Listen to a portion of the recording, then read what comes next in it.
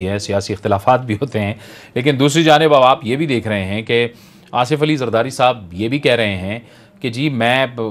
तो जेल अगर मैं जाऊं तो मैं चला जाऊंगा, आपकी हुकूमत तो 100 दिन में कुछ नहीं काम कर सके, अब तो 100 साल में भी काम नहीं कर सकते। वो कहते हैं अगर मुझे जेल जाना हुआ तो मैं तो जेल चला जाऊंगा, जेल मेरा दूसरा घर है, लेकिन आप काम नहीं कर सकते। देखिए जावेद इकबाल साहब, आप इससे अंदाज़ा लगाएं कि जेल हम डाकू, लुटेरों, चोरों, मनी लॉन्ड्रर जो होते हैं या क्रिमिनल, उसकी घर होता है। अगर आसिफ अली जरदारी साहब ने आज ये फरमाया, ये एक्सेप्ट कर लिया कि मेरा दूसरा घर है, तो इसमें कौन सी, ये तो उसने हकीकत पसंदाना बात की है और ये बिल्कुल उसने ठीक है, क्योंकि उसको नज़र आ रहा है कि उसने जो कुछ किया हुआ है उसका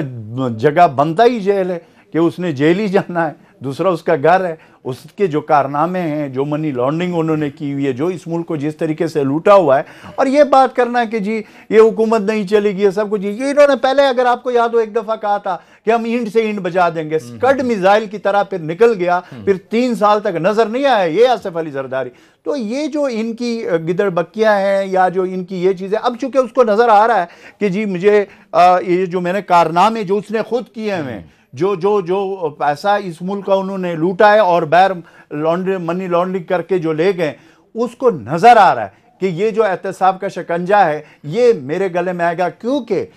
इमरान खान साहब वज़ीर आज़म पाकिस्तान ने यह फैसला किया हुआ है कि ये पाकिस्तान है, ये कोई खाला जी का घर नहीं है कि कोई जरदारी साहब लूटे, दूसरा लूटे और फिर उनका एहतसाब नहीं होगा। और ये हमारी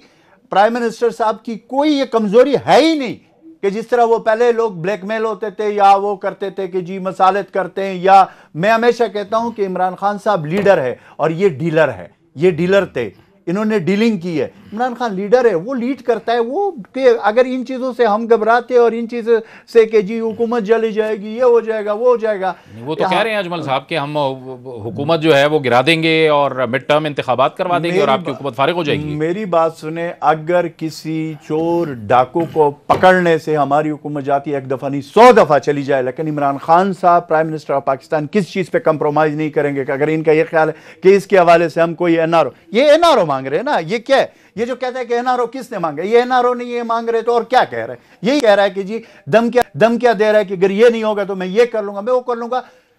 ये पता नहीं है कि उसका मुकाबला किसके साथ है, वो इमरान खान है। उन्होंने कभी अपनी पूरी कैरियर को उसको चेक करे, कभी उन्होंने कहीं इन चीजों पे कंप्रोमाइज नहीं किया। वो अपने ओहदे या उन चीजों का नहीं, उसने इस मुल्क को ला के खड़ा करना है अल्लाह के फजल से। और इंशाल्लाह आप देखेंगे, ये आप देखेंगे, और इनको ये खौफ है, इनको अपनी तारीख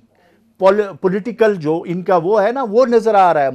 मुस्तकबिल नजर आ रहा है, इसलिए ये इस किस्म की हरकतें कर रहे हैं और इस किस्म की बातें कर रहे हैं। और ये तो इमरान खान साहब कह चुके थे, अपने पहले तकरीर नहीं सुना कि मैं जब इन पे हाथ डालूंगा तो ये चीखेंगे, ये करेंगे। उन्होंने तो पहले से कहा था, कौम को बताया था कि ये इस तरह के वो करेंगे। तो इसके लिए पाकिस्तानी कौम भी मेंटली तौर पर तैयार है। अभी आप कैमरामैन जाए पाकिस्तानी कौम में कि आसिफ अली जरदारी का किसी के सामने नाम ले रहे किसी चौराहे पे, वो सारे यही कहेंगे कि उन्होंने ये काम किए, तो इसका हमें कोई फर्क नहीं पड़ता। इसका जवाब